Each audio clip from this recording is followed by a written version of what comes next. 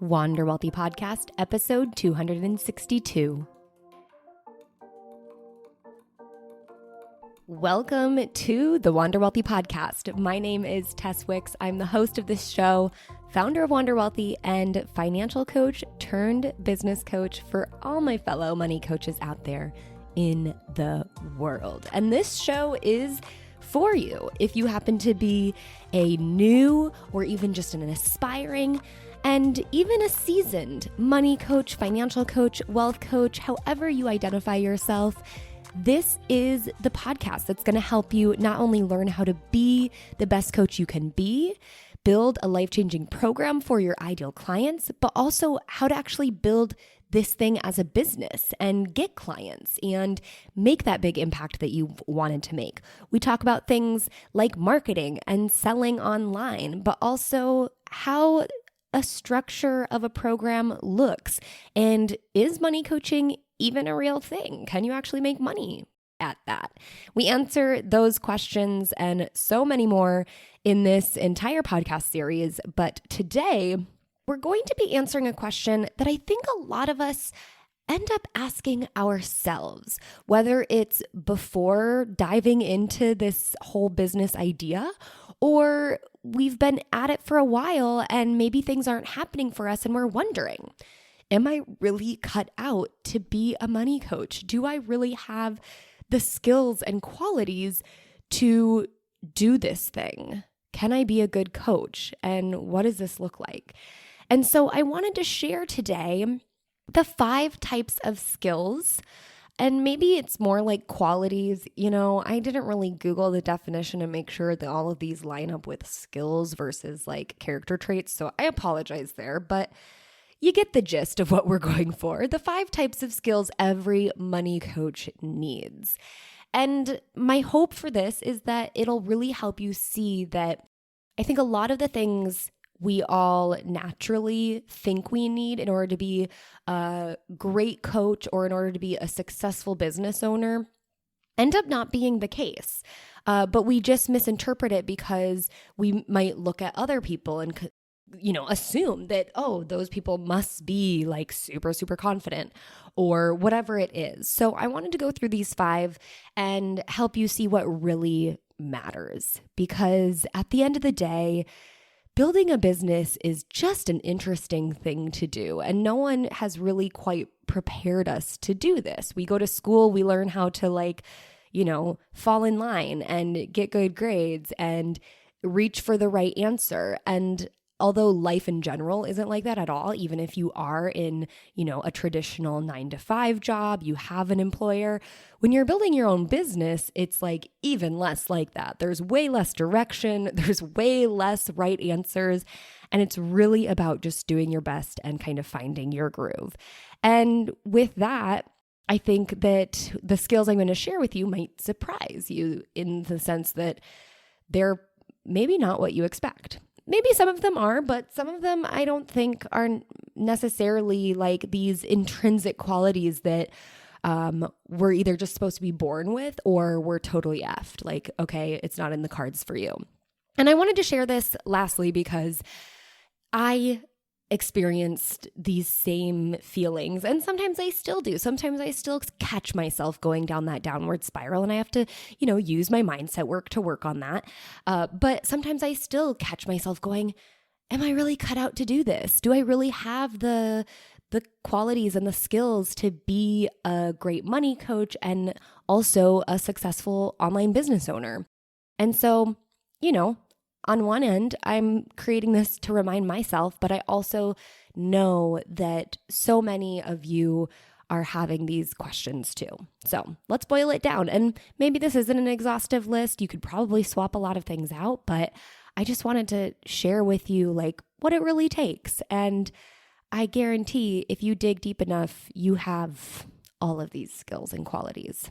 So before we dive in, let me just remind you, we're kind of coming to the end of our enrollment period for the Wealthy Coach Blueprint, but for anyone who is looking to join, I'm only taking on very few clients right now, and it's also potentially like 90% the last time I'll be running the Wealthy Coach Blueprint and taking on clients in the year of 2022. So if you have been kind of sitting on the sidelines, waiting for your feeling of readiness or waiting for everything, the stars to align, this is me telling you we're aligning the stars right now because it's got to happen.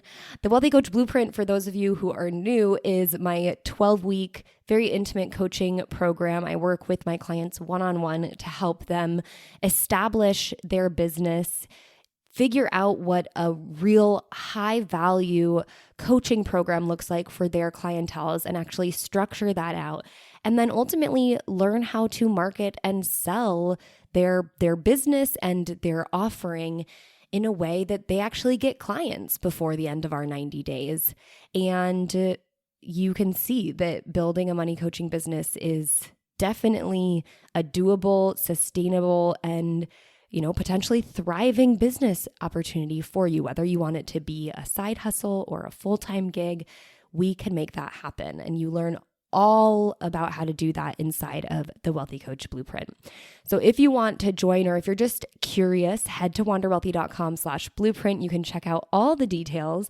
And then there's a nice little application form for you to fill out that gives me some more information on what you're all about and allows us to kind of figure out what the next step will be to connect and get you enrolled in the program. So wanderwealthy.com/blueprint. All right. Let's dive in to the 5 types of skills. Maybe I should change it to qualities. I might end up doing that every money coach needs. The first one might not surprise you. I've talked about this in the past, but it is resourcefulness, or it's a slashy. It's resourcefulness / just problem solving in general, right? But like in order to solve problems, you got to be resourceful. You won't always know the answer, and that's okay. So when you're working with a client, one of the top fears that my clients who are money coaches have when it comes to, starting up this business, or even, when they're a ways into running this business, but maybe they're considering pivoting and working with a different set of people, their biggest fear is that they're going to get tripped up. They're not going to know all the answers. And my response to that is you're not expected to. You're not expected to at all. When I think another underlying issue here is a lot of us feel maybe unqualified, or we feel like, well, I'm not a financial advisor. I'm not a certified financial planner. So who am I to be able to help people with their money? And I initially say, you have to recognize the difference between a money coach and a financial planner and advisor. You're not giving investment advice. You're helping people most likely manage their cash flow. Maybe you are helping people learn about what investing is and just the different aspects and nuances and terms of investing, but you're doing something very different than a planner or advisor is. But still, on the other hand, I also mention there are situations where planners and advisors and other people who are you might consider highly qualified, or who've done all the certifications, and they still don't know the answers, right? We're not human dictionaries, we're humans. And there are situations or scenarios where we're not going to know everything. We're not going to just be able to give a client an answer right there on the spot. And we're going to have to take it home with us, take it, back to the office and really sit on it and consider what's the unique scenario here, because every client situation is going to be unique, and kind of come up with a solution that you can work with the client to implement. And it's okay for you to do that.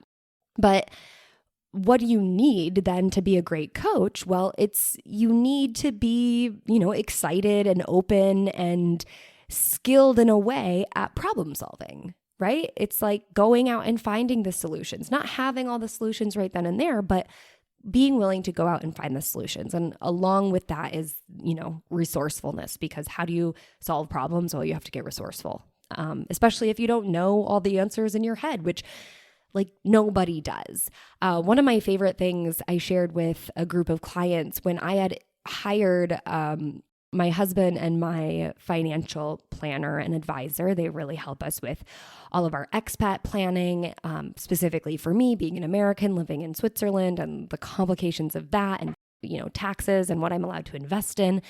It's a lot. And they help us so much with that. And it's amazing. And one of the things that I read in one of the onboarding documents was we might not know all the answers right then and there, but we're willing to go out and, get resourceful. And I was like, yes, even a financial planner or advisor is owning up to this and saying it point blank to their clients.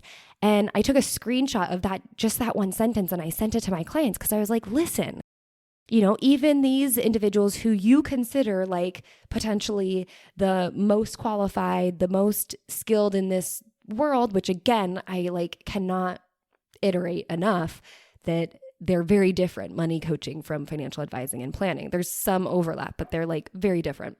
But anyway, even they are admitting to this and just owning it and letting us know they're just willing to get resourceful. They're willing to go out and find the answer, even if they don't know it on the spot at that time. So yeah, feel good about that, because I think that opens up a lot of doors, because so many of us feel like it has to be perfect before we're allowed to do anything. We have to keep learning. We have to keep mastering. We're not enough yet to be able to offer this solution. And the truth is, what is enough? You'll never be enough, because our enough bar constantly rises. That's the human condition. So instead, just recognize that you're never going to know all the answers. So you can start now, and then you can learn along with your clients, because honestly, every single client is going to be a little bit different, and you're going to have to tweak and flex and go out and find something unique for them anyway. So might as well not worry about perfectionizing your understanding and your knowledge and all the solutions before you get started. I know it's hard, because we're taught you got to be perfect before you can. You have to get all A's before you graduate, whatever it is. But that's just not real life. That's just not the real world. And, even for those of us who are living in the real world, for whatever reason, we think, well, if I'm a business owner, I have to know what I'm talking about. And yeah, I'm not saying start a business where you don't know anything. You have to have a baseline, but this is for those overachievers. You might consider yourself a perfectionist, or just find yourself significantly procrastinating. And then you get into a conversation and you recognize oh, I do know a lot more than the average person. I'm talking to you. I'm talking to those people who are holding themselves back because you're afraid of not being perfect, but you definitely have that baseline understanding and you're ready to get started. All right. The second skill or quality, if you will, is empathy. Maybe you saw this coming. And I think it's pretty, it goes without saying when it comes to money coaching. But here's the deal. It's hard not to judge, right? When you have one set of ideas and beliefs and values, you typically align those, especially as a money person, you're most likely aligning those with your finances and making sure that, those line up. And even though those values and those beliefs you might feel really strongly about them, it's also completely valid for someone to have an entirely different set of values and beliefs and for their finances to reflect that. And so on one hand, it's super hard not to judge. And here's the deal. As a coach, you do not have to be a saint, right? You don't have to just completely have no judgment in your mind, because again, we're human. That's our natural way of filtering to protect ourselves. It's a human instinct, right? Is to immediately judge and react. What I think the kind of quality and skill of empathy allows us to do is slow down our reaction time to that initial judgment. I bring this up because I know this is another kind of underlying fear for a lot of coaches, is how am I going to pull myself out of it? I'm afraid I'm going to kind of project too much of my own internal beliefs and values and then naturally judgments onto my clients. And what I think you can do is you can have your own sets of beliefs and values and ways you want to do things. And you can also hold space for clients who totally just go about their life differently. And all you really need to do is, like I said, slow down that time between gathering that information and you making your snap judgment, because that's, again, natural human instinct, but then the reaction. So gather yourself, take time to really think through, like, where is this client coming from? And what a good coach does is ask questions. Again, not asking questions with an air of judgment, with like a air of, why would you do this or whatever. You're smart. You know the difference between questions that, leave emotions out of it and questions that obviously make it obvious which side you're leaning. But seek to understand your clientele. And in this question asking process, it also helps your clients understand themselves better. I think this is important to us because we all want to create a judgment-free zone, but then we do have these underlying fears. So recognize that, like, you can have that natural, immediate reaction of judgment, or maybe not the reaction, but the initial kind of filter that you're putting things through, but you can also empathize at the same time. It can be both. It's not that, like, you're a bad person because you immediately judge and therefore you shall not do this work. It's just recognizing when your brain is ticking to that side and then leaning into empathy right away, seeking to understand, and that will help you be a better coach and naturally create that more safe space. So empathy is a big one. And I think it can be hard because sometimes you might consider yourself like maybe not a very empathetic person, or maybe not that, but you might just consider yourself someone who you do probably catch yourself time to time judging. And it's really recognizing that it's not like you can't judge and be empathetic. There is space to hold both. And then it's just really recognizing how you're reacting in the moment, slowing that pace before reacting, like externally of your brain. And then again, having that overarching desire to understand your clientele and where they're coming from. The third skill or quality is humility. And it's not what you think, right? It's not just like you got to be humble so you don't be a person that people don't like, right? You can't be arrogant. It's not really about like, don't be arrogant because people aren't attracted to that or whatever. This is more for you. And this goes back to the first piece, which was about being willing to be resourceful and problem solving. And when I talk about humility, it's really about like just being okay with being humble, being okay with recognizing that you won't always know the answer and owning that. And knowing it's actually powerful for you to not have the answer, because that keeps you open-minded to all the various solutions out there. And again, you can then take the time to like do the research, get resourceful, and find the right answer for your client. But I think obviously if you're arrogant and you believe you have all the answers, then you're not going to be a good coach, because, jumping to whatever answer is in your head first actually makes you closed-minded to different lived experiences, different, financial opportunities, so many things that actually, when you can be humble, but like humble in your, like recognizing and being okay with your own humility, and then get resourceful, that makes you a better coach. So humility is key. Again, not to be like, don't be arrogant, but to be like, be okay with the fact that you don't have the answers and own it. And just, if you got to make it known from the top to make yourself feel better, you can make it known from the top. That's called setting boundaries and, laying the groundwork and expectations for your clients. That if you're really afraid that like your ideal clients are the type of people who, for whatever reason, expect you to have all the answers in the moment, that you can make that disclaimer from the top. And it's a fair disclaimer because, again, we're human beings, not human computers.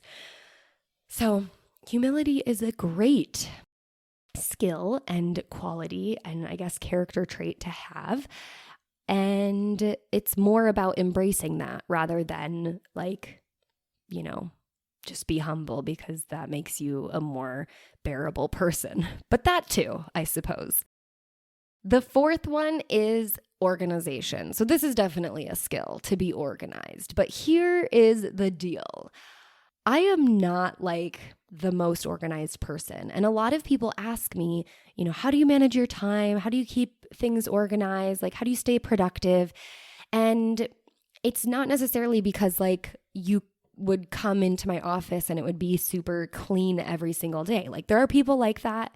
They would probably consider themselves type A. I consider myself like a type B minus because I am not like that in any sense. Like I have my own, and I guess we would call it organized chaos, and it works for me. But I think what's important here is that organization is not a skill that you need to have intrinsically. It's not a skill that you need to just be naturally born with. And if you're not organized, you're not going to be a good coach or you're not going to be a good business owner. Organization is something that you can create for yourself. You can have your own organized chaos. Of course, it's a lot easier, especially if you want to scale and bring on team members, to have a little bit less chaos in that organization so that other people can learn your ways of organizing, your business and things on your Google Drive or wherever you save all of your business assets. But still, even if you're, and especially when you're just starting out, having your own organization system can be very helpful. And like I said, it's not necessarily that you just have to be that type of person, because like I certainly am not. The truth is, you just have to have the right tools. So finding the tools that work for you that help allow you to be an organized person is actually what you need. I spent a lot of time trying to find the right tools. I've always had like the tool that I use most in my business to keep my clients organized, which I think is, the most important for when you're thinking about yourself as a thriving money coach and having lots of clients. What I use to keep my clients organized and my content organized is Asana. And it's a task management tool. It works really well for me. But here's the deal. It doesn't work well for everyone. I've used Asana for a long time. I didn't adopt it fully for a long time. But once I really had a super booked out client roster, I recognized I need some way to keep these clients straight and make sure that, the payments are getting made and I'm checking in on them. And I know exactly when our next call is and what we're going to be talking about in that call and what we talked about in our last call. I needed a way to keep that organized along with a lot of other things in my business. And that's when I really started using Asana. So the trick to any kind of organization, especially if you're just not naturally an organized person, is to use the right tools, but then just actually use them. And I think that's the hardest thing, is to turn something new into a habit, to actually have that tab open always on your computer right next to your email tab or whatever other tabs you always have open. But once you start to incorporate it into your daily routine, it becomes a little bit more natural. And then you have just a tool that keeps you organized so that you don't have to intrinsically be an organized person. It's really just about establishing those daily habits of using it and then keeping it up to date, right?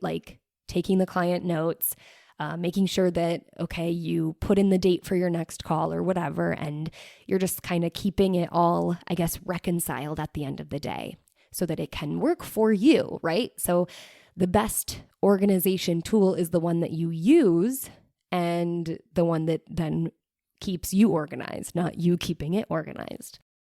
So I think that that's important because, again, if I just considered what I am naturally good at or what my natural kind of skills or qualities are, I might think I'm not a really very good entrepreneur. I don't think I'm cut out for this. But the truth is, a lot of these things we can lean into Or, a lot of these things are actually the opposite of what I expected I needed to have. Or like organization, it's not necessarily something I have to have intrinsically. It just has to be like something that, because I don't have it as a natural skill, it's something that I do. I actively participate in because I know it's important. The last, fifth type of skill and quality that every money coach needs is pretty obvious. It's communication. Communication.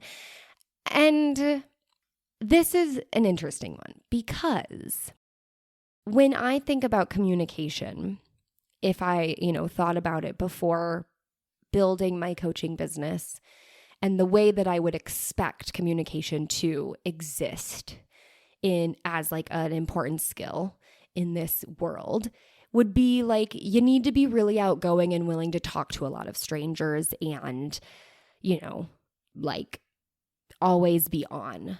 And the truth is that is the exact opposite, right?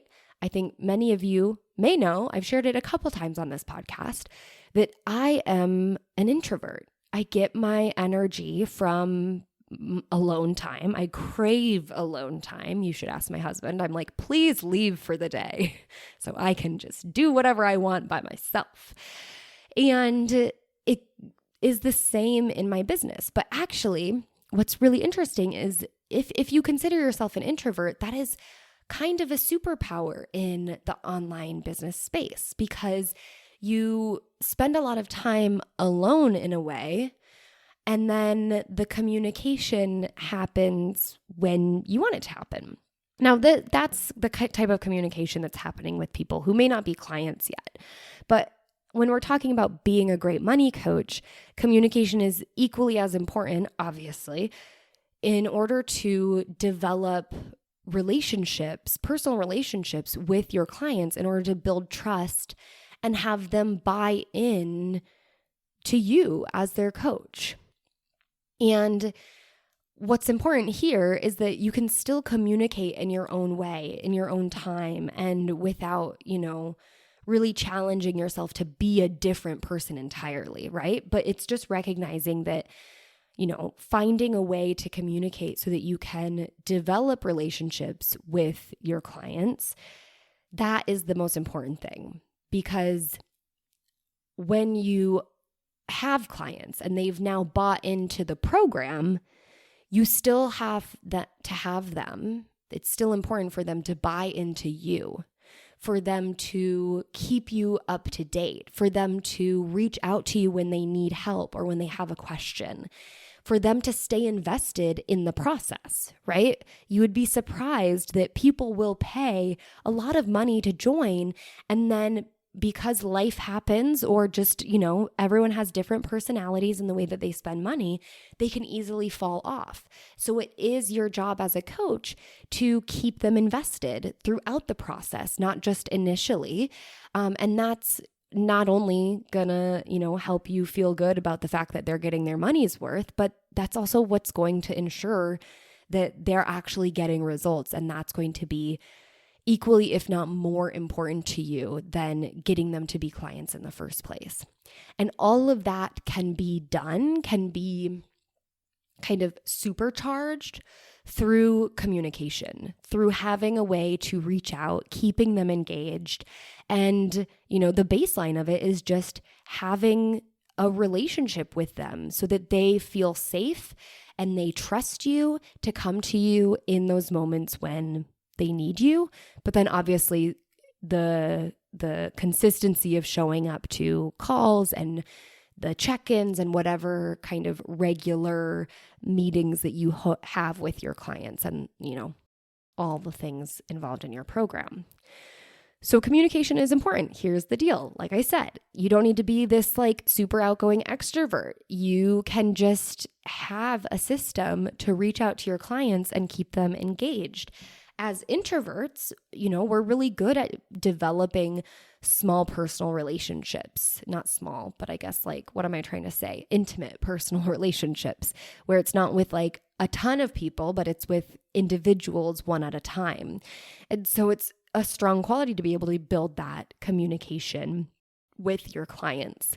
And that's really what's going to keep them invested.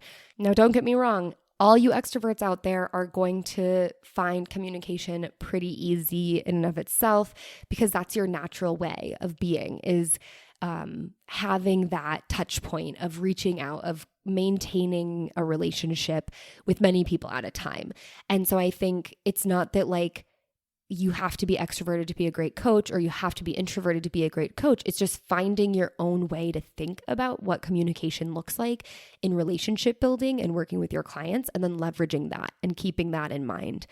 Because otherwise, if you think about it the opposite way, that will naturally exhaust you, because we know that extroversion and introversion really stems from where we get our energy. So just think about it in the way that benefits you. And naturally, it's going to be easier to actually hone that skill, have that quality about you. Last thing I'll say about communication is similar to organization, or maybe paired with organization. If communication isn't just like this natural thing to you, you're really a to yourself type of person, which is kind of where I lean to as well. You can organize your communication, right? Get a good organizational system and then organize that out. And so that's what I do with my client relationship manager, which I have all set up in Asana. Again, there's so many different tools that you can use, and find the tool that works for you. But what I do is I organize my communication so that I make sure that I don't, fall off the ball. And I can stay, consistent in my clients' lives. And I just sometimes have to have a reminder to reach out, because that's what happens when the numbers increase. But also if you don't have that kind of natural instinct or knack to overly communicate. So you also can kind of schedule that out. That doesn't make you a bad person. It just means that you're different. You're wired differently. And this is an important skill. This is important in your career as a money coach and in being a great coach for your clients. So if it's not natural, then it's okay to put it on the calendar and make sure that it happens regardless. So those are the 5 skills or qualities or whatever you want to call them. I think it's cool to know that like a lot of these things, you don't just have to be born with them. You can really find ways to make them work for you. And that's what's beautiful about this. And I think, it's really important for me to remind myself that even though I may not consider myself to be like this natural leader or natural born entrepreneur, there's a lot of things that I can hone through leveraging other tools, or just leaning into my other strengths and finding a way for these skills to cultivate within me and for me to be able to leverage them in being the best coach that I can be. So notice, you don't need confidence. You don't need all the answers. You don't need to be the most outgoing person in the world. You just have to be resourceful or be a problem solver. Lead with empathy and slow your reaction times down, inviting empathy in, even despite judgment existing.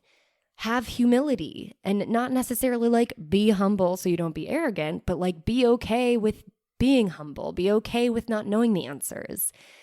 Cultivate organization in a way that works for you, whether you're naturally like that or you need a tool that's really going to help you. And communicate. Find your own way to communicate that meshes with the way that you get your energy, so that you can continue to get that investment from your clients, not just the financial one, but the actual investment in doing the work, in providing you with the time, in trusting you to come to you with what it is that they need and what problems they're facing right now. And those are what you need to be a great money coach. So I hope you enjoyed this. I definitely enjoyed putting it together because I think it's a surprise. At least I hope it's a surprise. And maybe some of these were obvious. I think a lot of them are obvious, but I think what's more important is like what's not the top thing, because so many of us make these false assumptions just based on what we assume people are like or what we assume is required. And this is what's really required. And it's all things that you either naturally have or you can find a way to invite into your skill set. So if you loved this, please share it with someone you know could use it today. Remember, this is the last enrollment period for the Wealthy Coach Blueprint in 2022. So if you want to join me for some intimate one-on-one coaching to help you build your thriving, scalable, booked out coaching business, head to wanderwealthy.com/blueprint to learn more and submit your application. Thank you so much for hanging out with me today. And until next time, I hope you wander wealthy.